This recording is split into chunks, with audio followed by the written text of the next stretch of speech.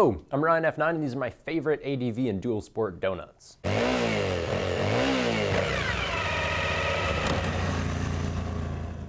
What surface do you ride on and how often do you do it? That's the question we need to ask because ADV tires are classified by the ratio of on-road to off-road use. Let's start with an 80-20 tire, 80% tarmac Terminator, 20% trail trotter. This is the Michelin Anakee 3 and I chose it because it's super fast. The tread design looks strange because it's rare, and typically you only find tires like this in the supermoto world, and that gives us a good clue as to what this tire is good at. Cramped corners, low lean angles, whiplash acceleration, and braking. I told you this was a fast tire. If you ride your 600 to 1200cc adventure bike like a big supermoto, then the Anakee 3 is the only tire you should buy. It has quick but linear turn-ins, so it's very controllable, and it has really confidence-inspiring grip as well. It can hang with the Sport Tours no problem. My one complaint with this is that it's a single rubber compound. It's as hard here as it is here, so it can feel a little bit plasticky at the very limit. Bring your rubber out of the Stone Age, Michelin, and you'll turn this A tire into an A+. So the Anakee 3 is fast, but for touring, it's just mediocre. The silica compound means low rolling resistance and roughly 17,000 clicks of longevity, which is fine. Silica also creates a polar surface, which likes to push through H2O and bite the pavement instead, and that's obviously beneficial for rainy rides. But the Anakee 3 is loud as shit above 100 kilometers an hour, so I still wouldn't take one across Canada. It's also pretty mediocre for off-roading. These grooves hook up fine on dry fire roads, and they churn sand okay, but on wet dirt, they cake up instantly. Michelin cut some inner notches to improve mud evacuation, which was a cute effort, but the Anakee 3 is still totally hopeless on damp dirt. Also, the puncture strength is weak, so you won't want to take this on sharp terrain. But for a peg grinding tire that also lets you do a little bit of light off-roading, there's nothing better than the Anakee 3. Now moving towards the dirt, there aren't many 70-30 tires to choose from. I think the Shinko 705 and Continental TKC 70 match that ratio best, but of the two,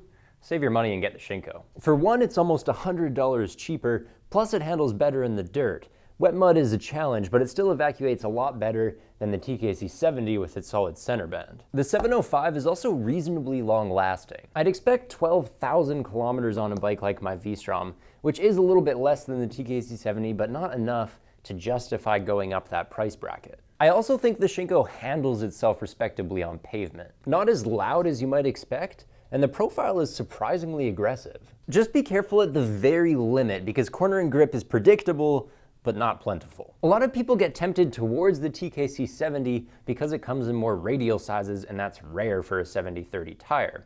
Also, it has a dual compound construction, so its cornering edges are a bit grippier than those on the Shinko. Plus, it's smoother and longer lasting on the straightaways with this smooth center belt. But the TKC 70 has a nasty secret. The front tire wobbles on some motorcycles, which is downright dangerous, so don't buy it.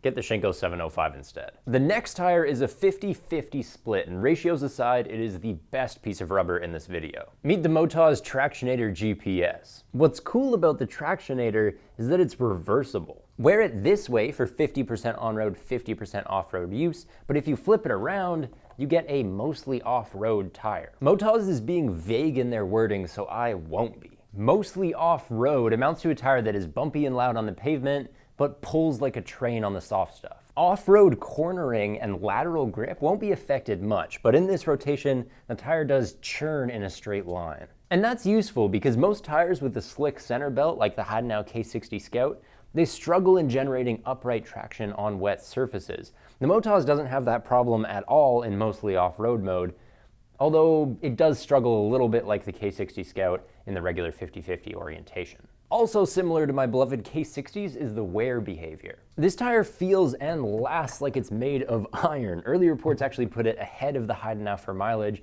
meaning numbers are creeping above 20,000 kilometers, and that is ridiculous for such a competent off-roader. The Tractionator GPS lasts so long because of the tread depth. It's probably the deepest I've ever seen on an adventure tire. Also, this smooth center belt spreads the weight across the largest possible surface area.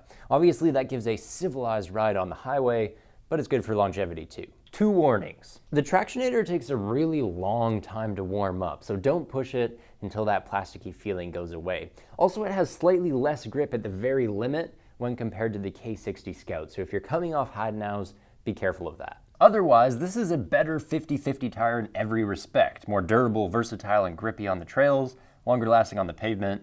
You can't beat it. Now, what if I'm not concerned with mileage? I want to haul ass on the pavement, haul ass on the trails. I don't care if I have to replace my tires 8,000 kilometers later. Well, there are two ultra sticky, fast wearing 40-60 options. There's the classic OG Continental's TKC 80, and then there's this Korean ripoff Shinko's E805. Notice that I've already chosen the Shinko. Why? Well, it usually costs $50 less, and that adds up when we're talking about short-lived tires. Also, the Shinko organizes its tread blocks into a paddle formation, which makes it smoother and quieter on the pavement. It'll also last slightly longer than the TKC 80 for that reason. And when it comes to cornering grip, it's a wash. Both tires carve equally well on the pavement because they both employ a soft rubber compound. That's why these 40-60 tires actually handle better on pavement than the more road-oriented Tractionator we just saw. It's just their terrible longevity on the road that earns them that 40% on-road, 60% off-road classification. Speaking of off-road, I put the Shinko ahead of the TKC 80 there as well. The paddle formation hooks up better in the soft stuff, churning harder through the mud, climbing higher on the sand dunes. I will say, however, that the horizontal tread does create a lack of lateral grip on the rear, so the Shinko likes to slide sideways, while the TKC 80 runs more true. But I value mileage and the ability to get out of a muddy hole more than I hate fishtailing, so I choose this Shinko E805 over the TKC 80, and I keep my $50, thank you very much. Continental, put down the Bier und Bratwurst and get to work, because Shinko has you beat. I'm going to close this video with options for lighter dual sport bikes, typically 650 cc's and under. For a 50-50 split, I'd choose between the Kenda K270 and the Shinko 244. Upon visual inspection, there's not much between them. Obviously, somebody has copied someone else's design here, but let's not point fingers and just decide which tire is the right choice. Both run blamelessly on and off-road. Yes, they're a little loud and bumpy on the pavement. Yes, they're both sloppy in the mud, but that just comes with the territory for a 50-50 tire. Both boots offer insane mileage for the money. KLR guys report around 10,000 kilometers for either tire. In terms of cost, Kendas are always aggressively priced, but Shinko can play the cheap game all day long, so both tires are equally affordable. Alas, the only difference lies in the cornering knobs. The Kendas are softer thanks to these cutout supports, and they have more edges thanks to the secondary tread grooves. That means the K270 is more progressive to corner in the dirt. When you throw it into a berm, you'll feel it grip here and then release, and grip again, and then release. You get better feedback on the limit of grip. The Shinko 244, on the other hand, has stiffer edge knobs with fewer secondary ridges. That means it's more reliable on a paved curve. It's less likely to fold under in low side. So the choice is simple. Choose the Shinko if you like to push it on the pavement, and the Kenda if you ride more aggressively off-road. But if you ride really aggressively off-road and have a light dual sport bike, then you should get an 80% off-road, 20% on-road tire, like the Dunlop D606 or the Pirelli MT21. I've reviewed these two before, so here's the SparkNotes version. D606 lasts longer, corners better on the pavement, and is less likely to get punctured. The MT21, on the other hand, is stickier on the pavement in a straight line, it corners better than the D606 in the dirt, and it's easier to change by hand. Only tiebreaker is that the D606 front has a bit of a bad reputation for chasing ruts and for wandering on wet roads. Personally, I run an MT21 front with a D606 rear and love it, but if you don't like mating tires, just get a pair of the Pirellis. And that's it for my favorite ADV and dual sport tires. Thanks for watching.